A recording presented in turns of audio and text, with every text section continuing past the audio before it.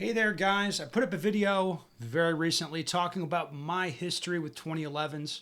Not the history of 2011s, just my time shooting them. It hasn't been that long, right? I've been around 2011s for a long time, but I've only owned them and shot them for a couple of years. I put it all out there, went through the history, started with a Staccato XC, got a Staccato P, got a couple of Atlas pistols, got a 2011 from Kimber, and now I'm on to the new Staccato HDs, both the 4-inch and the 4.5. Like I said, over the last couple years, I've got some experience with these guns. Not yet 100,000 rounds on them for me. Not yet, but getting there. So I'm, getting some experience. And again, I just talk through it. Now, you guys put up a lot of questions, a lot of things you wanted to talk about. So I'm going to go through there. We'll take your comments and see what you guys have to say about it. All right. Any plans to get a SIG P211? That's SIG's new 2011. It takes 320 magazines. My answer to you, sir, is fuck no. I'm not going to buy that gun. Why? I don't know. I feel dirty buying stuff from SIG anymore. I don't want to do it. All right. Does the comp affect the shooting experience positively or minimally?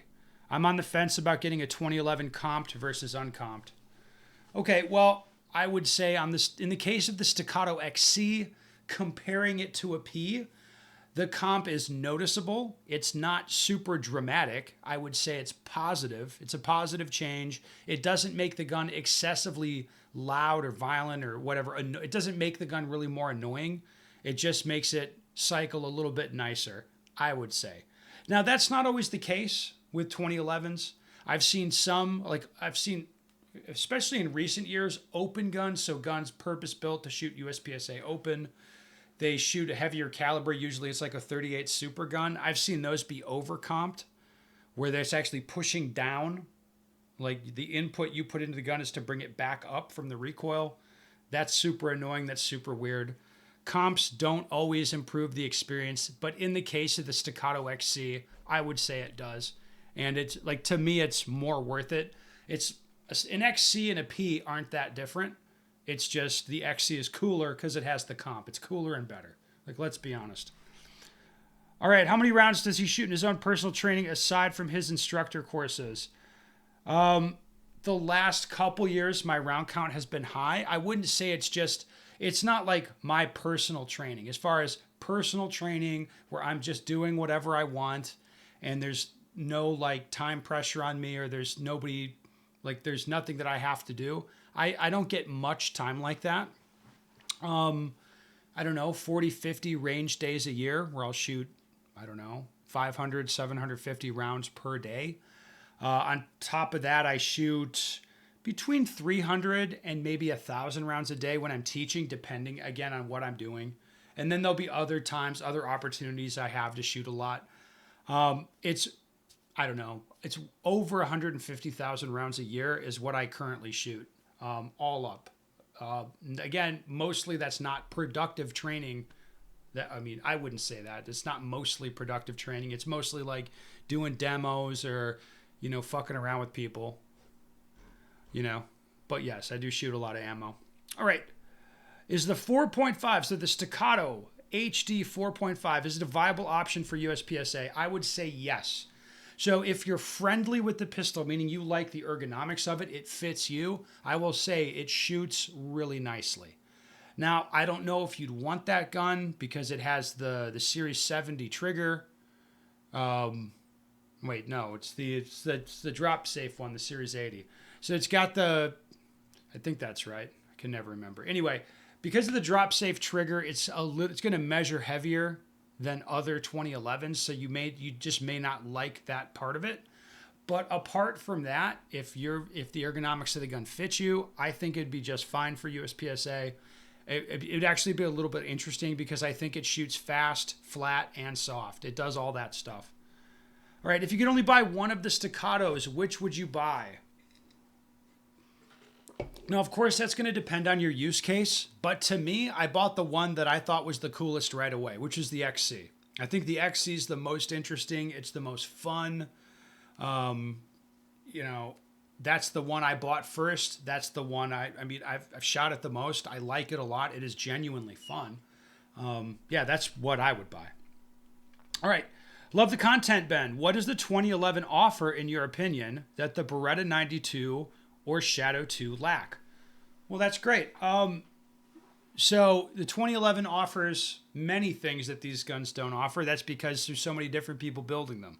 First, but the good things the 2011 have in it, I mean, instead of just, super outrageous costs or having to fit parts to the gun or whatever, let's talk about the good things the 2011 has.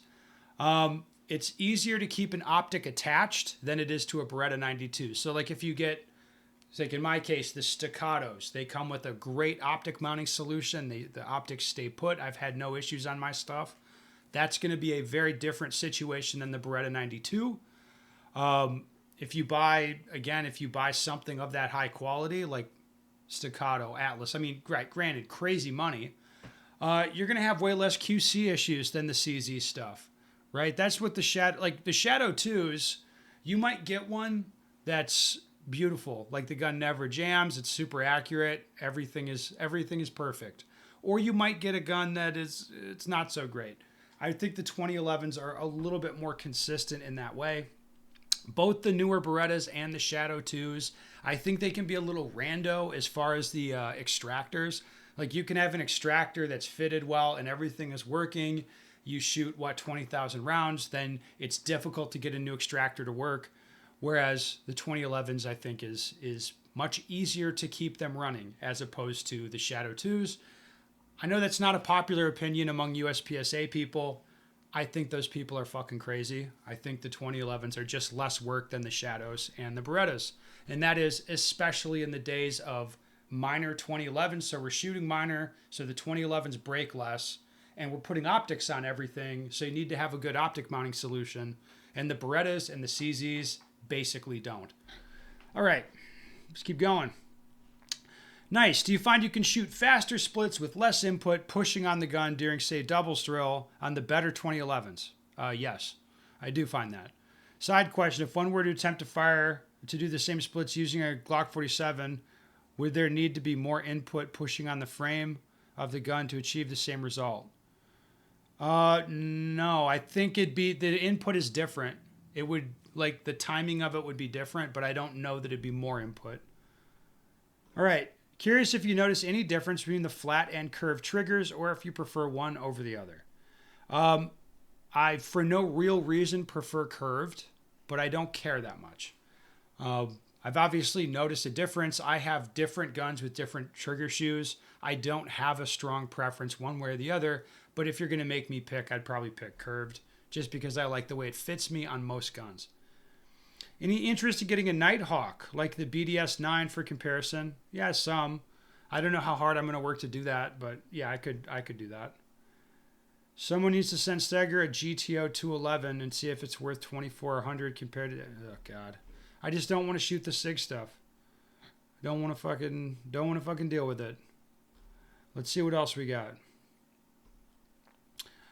For someone wanting to dip their toes in the 2011 goodness, what would be your recommendation? Staccato P, HD 4.5, or Kimber?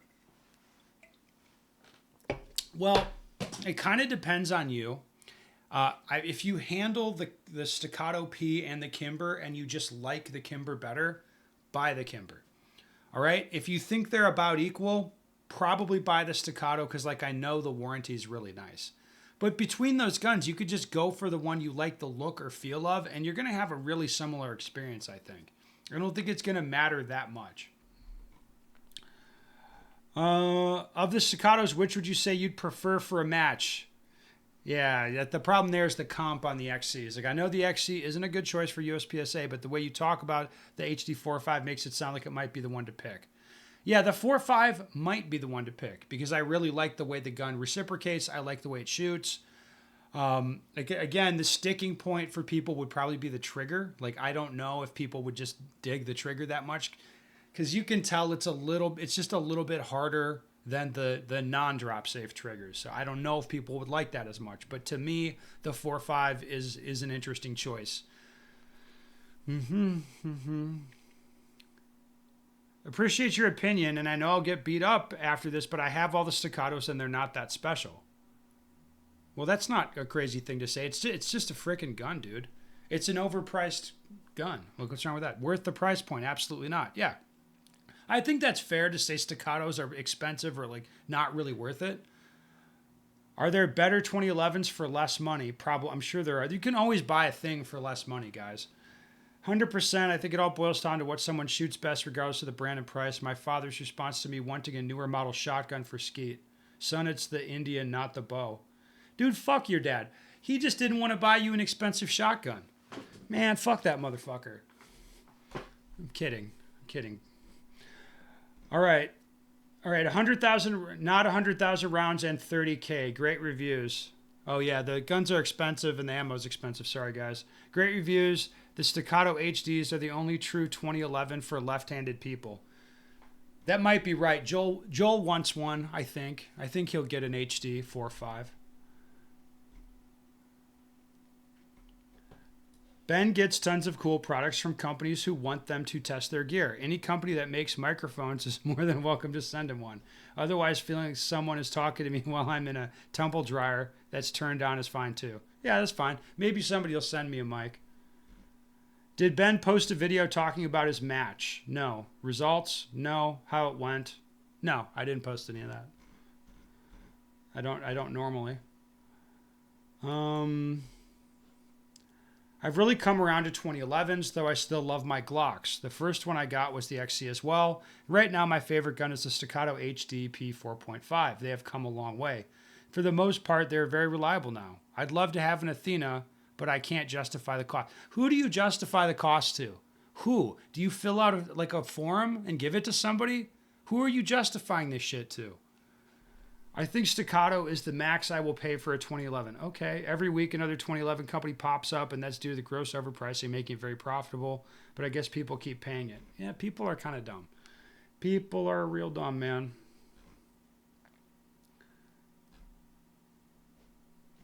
The only thing better than a 2011 is a 1911. What? But for duty use, it's hard to argue against the 2011 and its capacity and slightly lower weight. Okay, from that viewpoint, the Staccato P is the best option. It's the most tested in adverse conditions of any 2011. I don't know if that's true. I mean, that sounds like some shit Staccato would say, but no part of me knows if that's true. As Hilton Yam observed, it's the most optimized Staccato for that role. You don't want comps and ports on a duty gun. Why not? What if you want a comped duty gun for recoil control? Just a thought. All right, the Kimber is a nice gun, but it doesn't have the same parts quality or fitment quality. That I agree with. I think that's fair. If you're going to get competition to range use and use it, it's not a serious gun. All that goes out the window. I'd say get whatever you think is the coolest and have a good time. I love it. Guys write comments. They're basically talking to themselves. Like, oh, well, you could get this or you could get that. But, you know, whatever, man. Just have a good time. Fantastic.